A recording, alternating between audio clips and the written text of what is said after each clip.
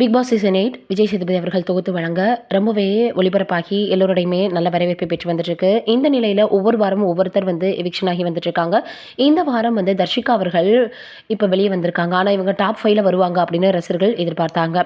அதற்கப்புறமா பார்த்தோம்னா இன்னொரு பக்கம் இப்போ சத்யா அவர்களும் வெளியேறியிருக்கிறாங்களா. அதனால அவங்க வந்ததுனால இவங்க வரமாட்டாங்க அப்படின்னு நினச்சிருந்தாங்களாம் தர்ஷிகா அவர்கள். ஆனால் எதிர்பாராத விதமாக விஜய் சேதுபதி அவர்கள் காடை காட்டினதுமே அவங்க வெளியேறிட்டாங்களாம். ஒருவேளை இந்த வாரம் நான் தாக்கப்படுத்திருந்தா அடுத்த வாரம் நிச்சயமாக நான் நல்லா விளையாடியிருப்பேன்.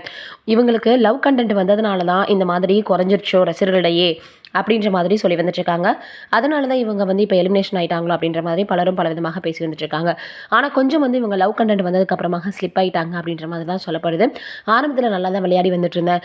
ஆனால் என்னன்னு தெரியல, இந்த வாரம் இப்படி ஆயிடுச்சு அப்படின்னு தர்ஷிகா அவர்களே சொல்லியிருக்கிறாங்க. இப்போ அவங்க அப்படி பேசியிருக்கிறது மிகப்பெரிய அளவில் சமூக வலைதளங்கள்ல வைரலாகி வருது.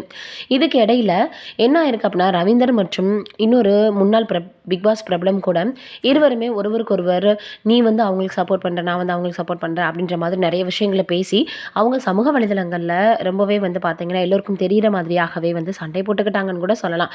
அந்த அளவுக்கு அவங்க ரொம்பவே இதை பற்றி பேசி வந்துட்டு இருந்தாங்க.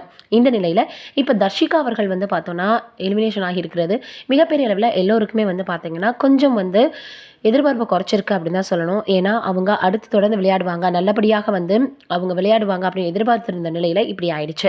என்ன சொல்லியிருக்கிறாங்கன்னா, எப்போவுமே நான் ஏதாவது புதுசாக கற்றுக்கணும் அப்படின்னு நினைப்பேன். இனிமேல் நிச்சயமாக நான் வெள்ளித்திரையிலையோ இல்லை சின்ன திரையிலோ ஹீரோயினாக உங்களை என்டர்டெயின்மெண்ட் பண்ணிக்கிட்டே தான் இருப்பேன். என்னுடைய வாழ்க்கையில் ஒவ்வொரு இடங்களையும் ஒவ்வொரு விஷயத்த கற்றுக்குவேன். இப்போ நான் இங்கே நிறைய விஷயங்களை கற்றுக்கிட்டு இருக்கேன். என் கூட விளையாடினவங்களா இருக்கட்டும், இல்லை வெளியில் இருக்கவங்களா இருக்கட்டும், பல விஷயங்கள் அவங்க நம்மளுக்கு சொல்லி தருவாங்க. அப்படி தான் இங்கேயும் நிறைய விஷயங்கள் நான் கற்றுட்ருக்கேன்.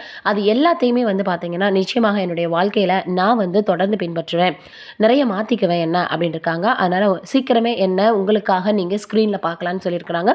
பொறுத்திருந்து பார்க்கலாம். நீங்கள் என்ன நினைக்கிறீங்கன்னு கமெண்ட்டில் சொல்லுங்கள்.